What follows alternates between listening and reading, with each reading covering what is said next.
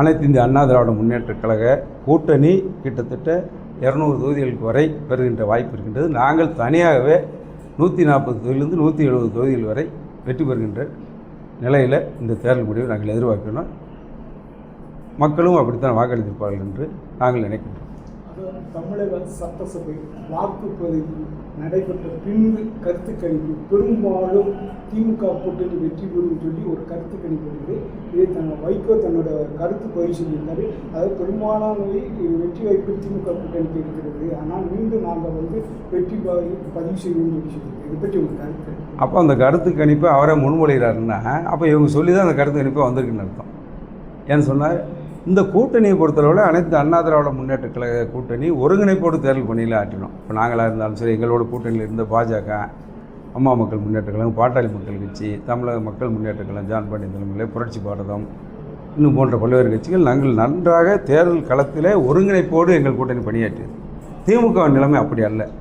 இன்னும் சொல்ல போனால் மாண்பு பாரத பிரதமர் மோடி அவர்களும் எங்களுடைய பொதுச்செயலாளர் எடப்பாடியார் அவர்களும் ஒன்றாக சேர்ந்து பல கூட்டங்களில் தேர்தல் பிரச்சார கூட்டங்களில் பிரச்சாரத்தில் ஈடுபட்டார்கள். ஆனால் காங்கிரஸ் கடைசி வரை இழுபறியாக இருந்து வேறு வழி இல்லாமல் கூட்டணி உடன்பாட்டை செய்து அந்த ஒருமித்த உடன்பாடு இல்லை, ஒருமித்த கருத்தும் இல்லை அவங்களுக்கிடையே. எனவே ராகுல் காந்தி அவர்கள் பிரச்சாரம் செய்த நேரத்தில் கூட மாண்புமிகு இன்றைக்கு முதலமைச்சராக இருக்கின்ற ஸ்டாலின் அவர்களும் இணைந்து கூட தேர்தல் பிரச்சாரத்தில் ஒரு இடத்தில் கூட அவர் பேசவில்லை. இன்னும் சொல்லப்போனால் பிரேமலதா விஜயகாந்த் அவர்கள் கடைசி நேரத்தில் கூட்டணி சேர்ந்தாலும் தமிழகத்தினுடைய யதார்த்த நிலையை முதலமைச்சர் வைத்துக்கொண்டு மேலே சொல்லிவிட்டார். அதற்கு முதலமைச்சருடைய ரியாக்ஷனாக 2 நாள் 3 நாள் பத்திரிகையில் பார்த்துருப்பீங்க. அவங்க போய் வணக்கம் சொல்லி அவங்க கூட பதிலுக்கு வணக்கம் சொல்லிட்டாங்க. அது மாதிரி விசிகாவுக்கும் பிரேமலதா விஜயகாந்துக்கும் வாக்கு கேட்கும்போது எப்படி இருந்தாங்க, என்ன முரண்பட்ட கருத்து. இதே போல் அந்த கூட்டணியில் அனைத்து கட்சிகளும் முரண்பாடோட கருத்தோடு கூட்டணியில் கடைசி நேரத்தில் வேறு வழி இல்லாமல் சேர்ந்தார்கள். வைகோ அவர்களை பற்றி நம்ம சொல்ல வேண்டியதில்லை.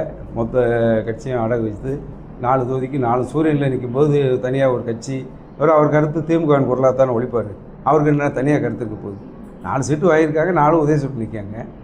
அப்போ திமுக தேர்தல் கருத்து கணிப்பை போய் திமுகவின் குரலாக இன்றைக்கு அண்ணன் வைகோ அவர்கள் மூத்த அரசியல்வாதி, அவருக்கு ஏற்பட்ட நிலைமை பரிதாபமாக இருக்கின்றது. திமுகவின் குரலாக அண்ணன் வைகோ அளித்துக் கொண்டிருக்கின்றார். தவிர தனியான கருத்தாக நம்ம எடுத்துக்கொள்ள தேவையில்லை.